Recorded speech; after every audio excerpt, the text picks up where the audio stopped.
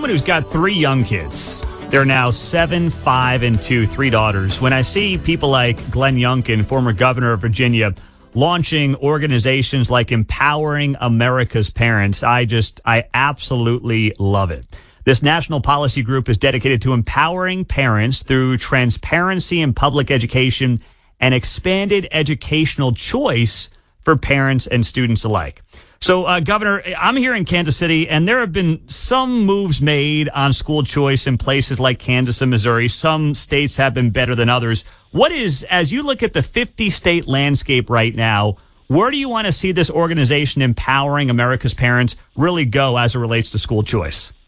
Well, we want all 50 states to opt in to the education freedom tax credits so that scholarships can be available for all kids. Literally, this program, which was enabled by President Trump's Working Family Tax Cut Act, enables scholarships to be created through private donations and a federal tax credit to go to students across all states to fund tuition, to fund tutoring, transportation, supplies, even extra services for students with developmental disabilities.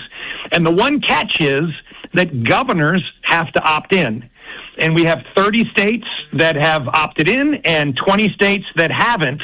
And our goal is to get the other 20 to opt in. And listen, there's no reason why a governor should not opt in. These scholarships take no money away from state coffers, zero. It's funded, as I said, with private donations and a federal tax credit. They're available to virtually everybody in a state, anybody who's at 300% or less than the area median income, and that's 90% of families across America. And these scholarships can be used if you're going to a private school or in public school. And so there's no reason why governors shouldn't opt in. And the crazy thing is, Kansas was one of those great examples where your Governor Kelly, chose not to opt in. And then the state legislature passed a bill compelling Kansas to opt in, and she vetoed it.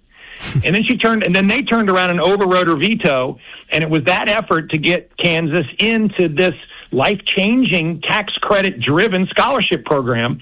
And that's a remarkable feat on behalf of citizens and families in Kansas, but we got to go put pressure on all states to get this done. So if you had like a wish list, I know you want to get in the other 20 states that have not opted in yet, but what is your short list in saying, you know what, I've got to twist the arm, I've got to get the legislature, I've got to talk to the governor in this state or that state where you say to yourself, hey, I want to get them on board as soon as possible? Well, there's no reason why voters in Michigan, Wisconsin, Arizona, and Pennsylvania should not have access to this truly life-changing scholarship program. These are states where voters have overwhelmingly said we want school choice, where Democrat governors have stood in the way of school choice, and these far-left governors need to wake up and recognize that it's only politics that they're using to stand in the way of a much better path for so many of their citizens. And the reality is, it's the teachers' unions who don't want governors to sign this. It's teachers' unions who want to preserve their monopoly. And even the teachers' unions should be excited about this scholarship program because the money can be used for public education purposes as well, tutoring, after school activities, and as I said, extra programs for students with developmental disabilities. And it doesn't take a penny away from state K through 12 education funding. There's no reason not to opt in. And that's why I've just been very clear. Come on, far left governors, opt in to these tax credits. So how then does this program end up getting funded, and how does the money get distributed based on the funding that comes in? Well, if you decided you wanted to support Kansas scholarships, you can donate $1,700 to the Kansas 501c3 that will be administrating these scholarships, and then you can immediately take a full tax deduction on your federal tax return. You get dollar for dollar back. And that money then is used to meet the demand from Kansas kids who are eligible for public school, who are at 300% or less of the area median income. And this is a great way to support the vast majority of families across Kansas that otherwise wouldn't be eligible for this. They wouldn't be able to afford it. And the key thing is it doesn't require any taxpayer to pay more taxes. Mm-hmm. This is why when you look at some of these states with Democrat governors that have not signed up, you scratch your head and you say, what in the world is going on here? I mean, literally, with Michigan and Wisconsin, Arizona, and Pennsylvania, as I said, are kind of the bellwether examples of states where we have seen school choice initiatives that voters support. I mean, this is a 70-30, 75-25 issue with voters, and yet these governors are standing in the way. And so we're going to shine a bright light on them and demand that voters express their voice and tell these governors sign up, opt in for these great scholarships. Former Virginia Governor Glenn Youngkin is joining us on the Guy Benson Show. I'm Pete Mundo in Kansas City filling in. So with that being the case, Governor, when you look around the political landscape right now and the primaries that took place last night, obviously Michigan's getting a lot of attention. We had them in Kansas and Missouri. You are seeing the left wing, the left flank of the Democratic Party win a lot, if not most, of these primaries. As you look at the national landscape right now, you can't get some of these governors to opt in to an educational opportunity for kids that doesn't cost the state a dime. How much of this is just politics and, frankly, fear of the left flank within the Democrat Party? Well, it's all politics. And that's terrible to say because these far-left governors are standing between their kids and opportunity for politics. And, of course, what we're seeing in the Democrat Party is a battle for its soul, and the socialists are winning. The socialists are winning, and we see candidates that want to literally defund police, defund the military, close prisons, grant amnesty to every illegal alien in America, get rid of the presidency, get rid of the Senate, get rid of the Supreme Court. And in fact, we're going to see it. We're going to see a candidate nominated for the governor's race in Wisconsin who wants to get rid of Thanksgiving. They can't even begin to justify the extent of crazy. And this is absolutely un-American. And that's why this is a moment for us across this country. Republicans, yes, but far bigger than that. Independents and Democrats have to come together. And we got to say no to socialism and communism. We got to stand for the values that have made America the greatest nation ever. And this is our moment. Listen, this is our moment. And when you see someone nominated for the Senate in Michigan or a governor candidate getting ready to get nominated in Wisconsin or so many of these congressional races where you have candidates that are embracing socialism and communism, we as Americans have to stand together and we must defeat this. Glenn Youngkin is joining us on the Guy Benson Show. And speaking of that, you even have some of the candidates who have won in recent years, like your replacement, Abigail Spanberger there in Virginia, who ran as a moderate and then obviously has shifted so far to the left. Have even you been surprised by how swiftly and quickly that left-wing swing has been for your successor? Yeah, there's no such thing as a moderate Democrat today. I am shocked at how quickly they want to go bend the knee to the socialist gravity pull in this party that is dragging them so far left. And you're right, Abigail Spanberger did run as a moderate. And then on day one, she demonstrated to everybody that she's not. And in fact, Virginians don't like it. I mean, she is the lowest rated governor in the history of Virginia. I mean, Thomas Jefferson was pretty well thought of, and so was Patrick Henry. And to put Abigail Spanberger in that list is really, really rough. And this is just the difference between, I believe, what common sense candidates are going to offer today and what this Democrat Party that has become the party of socialists is offering. And so you can't believe it when they stand up and they say, oh, I'm a moderate, or I really am a capitalist. I just boom. No, they are being pulled to the communist socialist left. That's what they are all standing for. No one is standing against them inside the Democrat Party.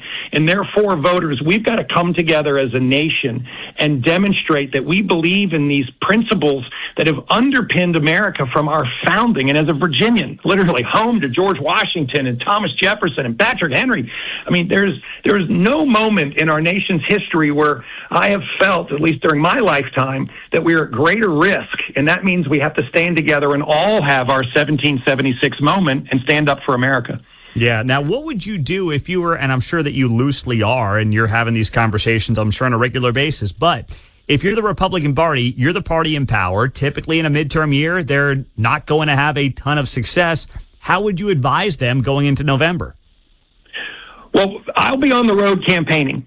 And I think the number one thing we have to do first is we've got to speak to voters and listen to voters. And so I'm going to have a chance next Monday. I'll be in Wisconsin with Tom Tiffany, who's, of course, most likely going to be the Republican candidate for governor in Wisconsin, to go against this Francesca Hung, who is this far left socialist. And we're going to stand up and deliver a very clear message. Common sense. Stand up for those values that America was founded upon, and reject socialism and communism. And this is all about delivering for local races, for state races, and yes, in these national races, a path forward where we do believe that America must stand strong for our values, and we have to stand against defunding police, defunding the military, abolishing the presidency, and all of these crazy ideas that they are putting forth. And by the way, I love Thanksgiving, and we should stand for Thanksgiving too.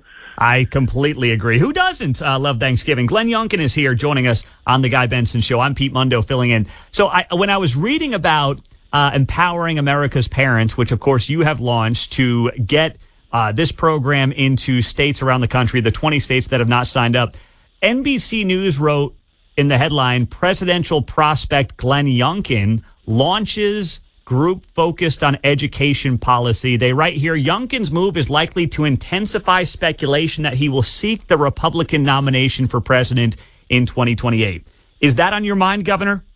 No. What's on my mind is making sure that parents across this country understand that this opportunity is available to them, and they need to stand up and demand from their left-wing governors that they opt in.